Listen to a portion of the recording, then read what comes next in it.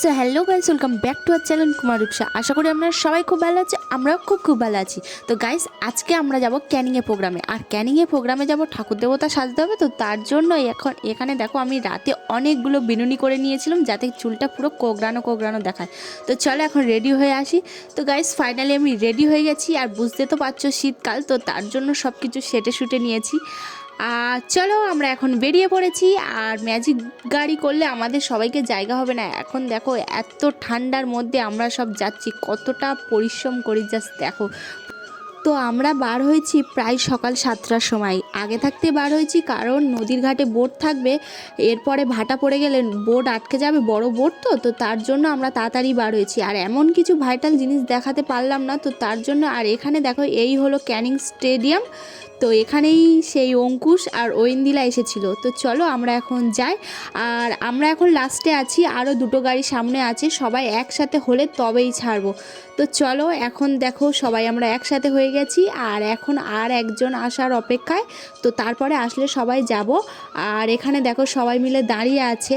আর তারপরে যাব আমরা একটু ক্যানিংয়ে ভিডিও করতে ব্রিজে। তো চলো ভিডিওটা স্কিপ না করে দেখতে থাকো।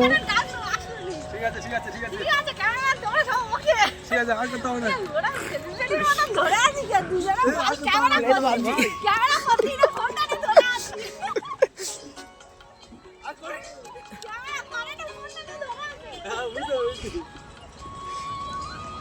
রে তো গাইস ফাইনালি আমরা ব্রিজে চলে আসলাম।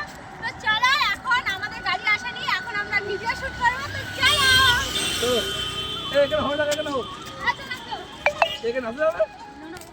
তো আমাদের এখন ভিডিও শ্যুট হয়ে গেছে। আর এখানে দেখো মাল আর মানুষ একটা গাড়িতে কেমন যাচ্ছে। এই যে পিছনে বসে আছে অ্যাঙ্কার সুমন কুমার, এনার জন্যই দেরি হচ্ছিল। তো ফাইনালি আমরা বোর্ডের মধ্যে চলে এসেছি। আর দেখো বোর্ডে রাতে কে কখন শোবে তার ঠিক নেই, শুধু বসেছে দেখো, শুধু পুরো জায়গাটাই পুরো ভরে গেছে। আর এখানে দেখো, আমরা যেহেতু অনেক সকালে বেরিয়েছি, তো তার জন্য অনেক রান্নাবান্না করে নিয়ে এসেছিলাম। সবাই সবার বাড়ি থেকে রান্নাবান্না করে নিয়ে এসেছিলো। আর সবাই একসাথে দেখো পুরো পিকনিকের মতন খাওয়া হচ্ছিলো, সবাই সবার জিনিস নিয়ে। তো দেখো আমরাও মাছের ঝোল ভাত করে নিয়ে এসেছিলাম। আর এখানে দেখো তারপরে খাওয়া দাওয়া সেরে একটু ছাদের উপর আসলাম আড্ডা দিতে। আর বিকেলের ওয়েদার ঠান্ডা ঠান্ডা, এত সুন্দর। আর সূর্য ডুবে যাচ্ছে, কি সুন্দর ওয়েদারটা লাগছে শুধু দেখো। আর এই এখন আমরা টুকটুক করে যাচ্ছি। তারপরে চলো এখন স্পটে পৌঁছে তোমাদের সাথে কথা হচ্ছে। তো চলো।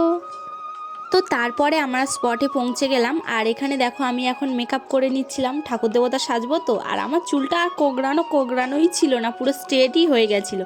তো তারপরে দেখো তোমাদের দাদাভাই আমার জন্য নিয়ে আসলো, এখানে বলে চটপটি, এই ঘুগনিকে বলে চটপটি নিয়ে এসেছে। আর এখানে আর নিয়ে এসেছে চাউমিন।